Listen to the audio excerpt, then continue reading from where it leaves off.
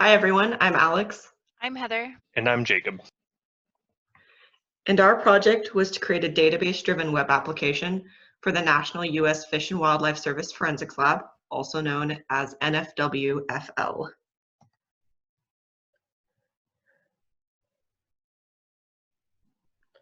NFWFL is a branch of the U.S. Fish and Wildlife Service.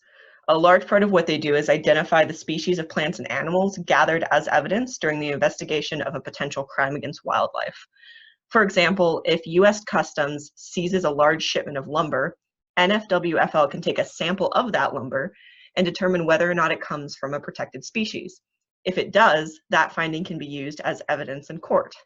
NFWFL is the only lab in the world of its type and is located here in Ashland, Oregon.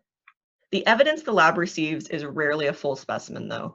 Instead, it's usually a part of or a product made from a specific plant or animal, such as a piece of furniture made from rosewood, medicine made from rhino horns, or jewelry made from a turtle shell. However, not all products made from plants and animals are illegal, so to determine if a crime has been committed, they have to determine if the evidence is from a protected species. They do this using a variety of techniques. One technique they use is to compare the evidence received to their collection of reference specimens. This collection contains thousands and thousands of different types of specimens across all types of flora and fauna. To be efficient in their work, the researchers and investigators at NFWFL need to be able to quickly find reference specimens for a specific case. As a simple example, they might get a piece of a turtle shell, for example, like turtle shell earrings or something, and so they might know that this is some kind of sea turtle, but there are many kinds of sea turtles, so they need to be able to compare this piece of evidence to any of the sea turtles in their collection and see if there's a match. This collection of thousands and thousands of reference specimens is the motivation for our project. Their old system involved a series of Excel spreadsheets, Access databases, and other storage methods depending on the team. Each team within the organization could use their own method to meet their needs, with little consistency across teams. And even if every team had standardized, using any of these methods to store large, complicated data sets poses potential issues. The first step of our project was to take a look at their current system. The spreadsheet you see on the left is the xylarium dataset, which is a collection of wood samples, and on the right is the herpetology dataset, which is the collection of reptile and amphibian reference samples. Having large datasets like this in Excel can be hard to update and maintain.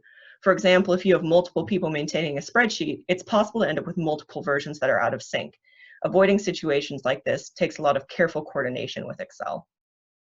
The forensics lab needed a centralized system which would help minimize these difficulties. Moving to a relational database with a web interface means that different team members will always have the most up-to-date information. It also enforces data standardization and provides a better user experience. To meet our clients' needs, we decided to develop a database-driven web application, which we called the Fish and Wildlife Service Forensics Database, or FSWFDB. We had a few core user requirements to implement. The first, which I've already talked about, is the need to be able to search for a specific reference specimen. Once they find the specimen, they need to be able to view the detailed data and potentially edit that data. They also needed to be able to insert new reference specimens individually and in bulk. The final core user requirement was the ability to change the scientific name of a species across all specimens.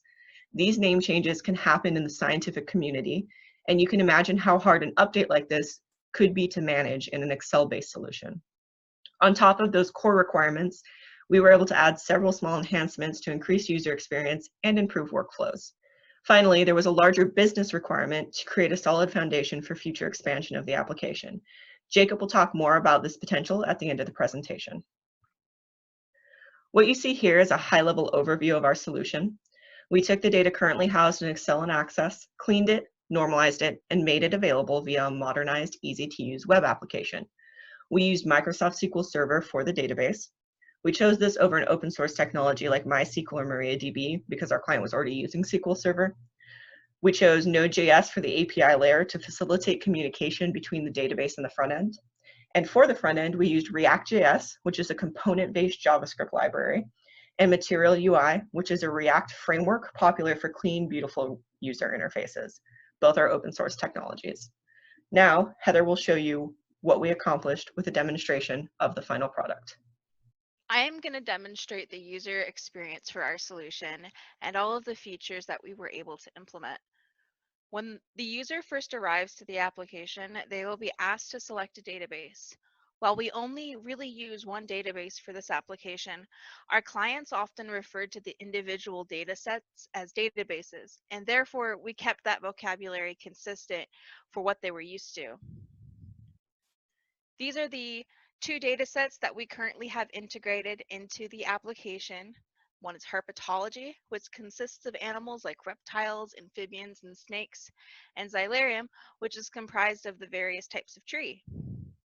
A required functionality was that the user might be able to search for a specimen. So we provided them an attribute of their specimen to search by and a search criteria. Here you can see that the field list criteria varies depending on the database.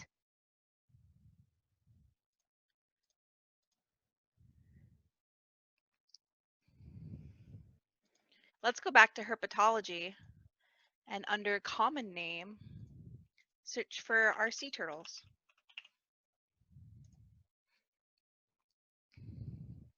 The table will populate with results that match our search. Here we can sort by their internal inventory number, ascending and descending. We can add a column to our results if we wanted. Let's choose specimen owner and binomial nomenclature.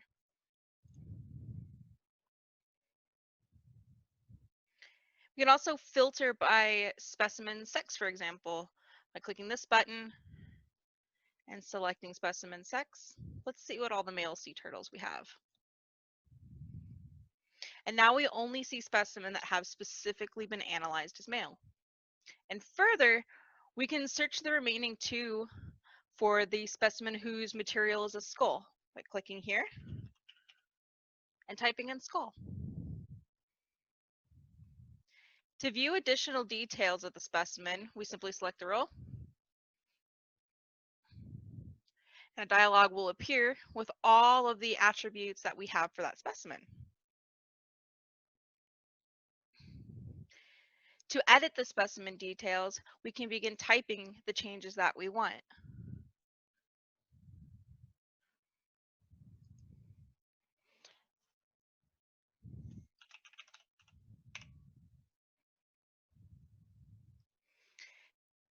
If the user makes an edit and tries to exit without saving their changes, a dialog will appear warning them of the unsaved changes.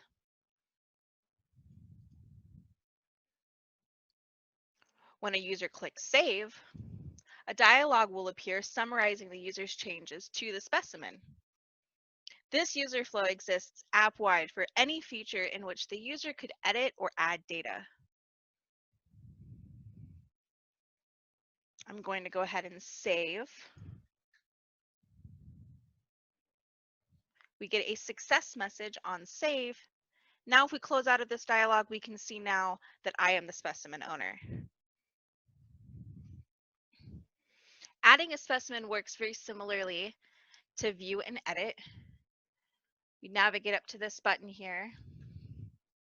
The add new specimen functionality is very similar to the view and edit functionality with the exception of this autocomplete component. Here the user can type in something like,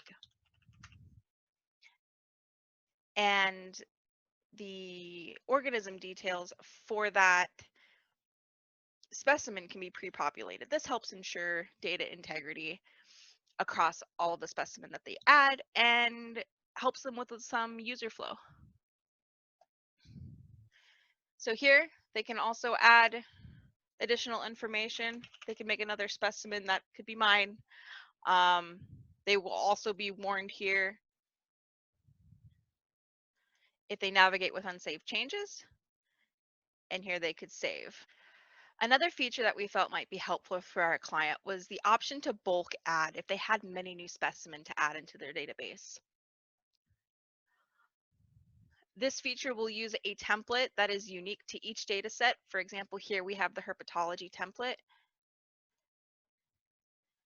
and here we have a xylarium template. These are CSVs that include the unique attributes found in each type of specimen data set.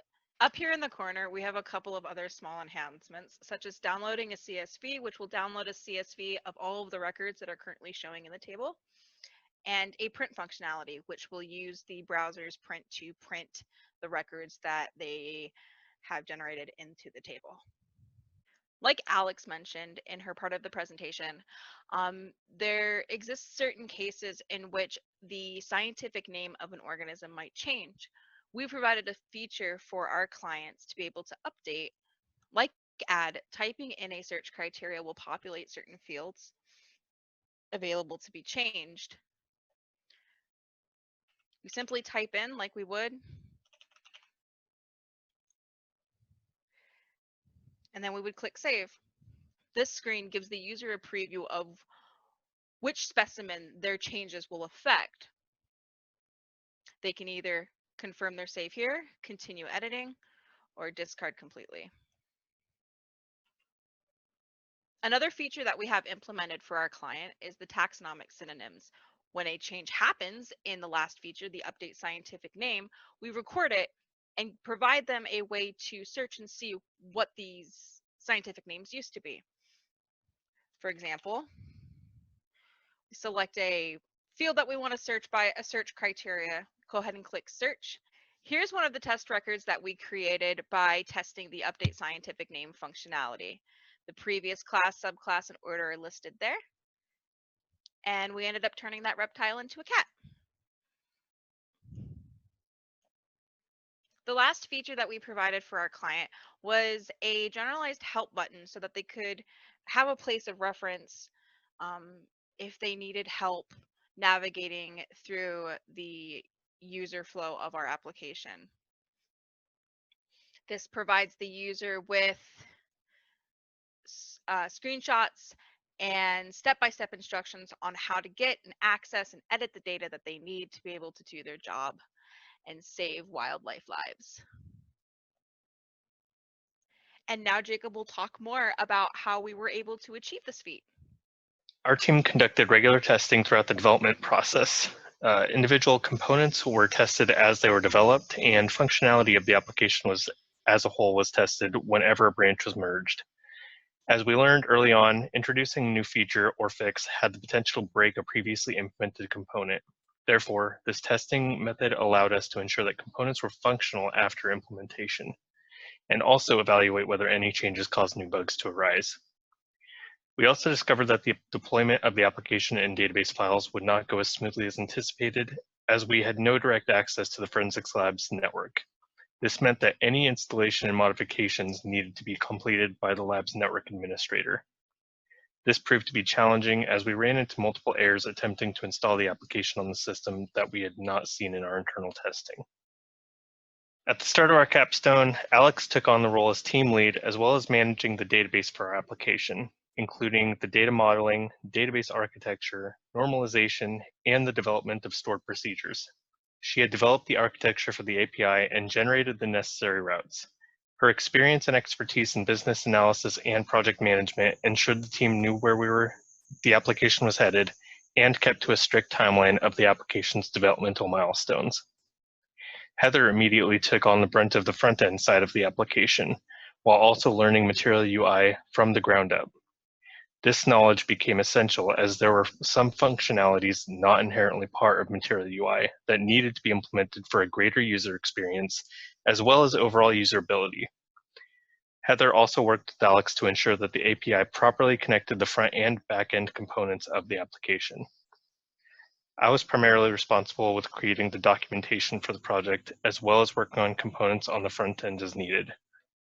I also evaluated the application's security and worked with the Forensics Lab system administrator on the deployment of the application, which proved to be a troublesome but informative process. While the NFWFL application fulfills the requirements of the U.S. Fish and Wildlife Service's needs, there are of course some non-critical functionalities that were desired by the organization. The first of these features is the ability to take a specimen's origin location data and place it on an interactive map. The next feature the lab would like to see implemented would be the utilization of a third-party API to pull scientific names of organisms into the application. This could help prevent common data entry errors as well as ensuring the scientific naming conventions are adhered to.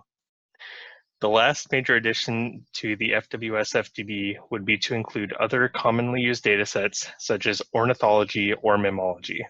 This would allow the forensics lab to centralize as many specimen databases as they would like into a single user interface and accessible throughout the organization. In summary, the Fish and Wildlife Service Forensics Database will allow for more efficient access to specific specimen in the forensics lab's vast inventory. The centralized storage of this information will ensure that data is accessible by anyone who needs it when they need it, and will also minimize the occurrence of data replication and certain data input anomalies. Our application provides the lab the ability to add, view, and edit specimen data in a simple web application that we hope becomes the primary repository for current and future samples in their ongoing effort to fight illegal activities involving plants and animals.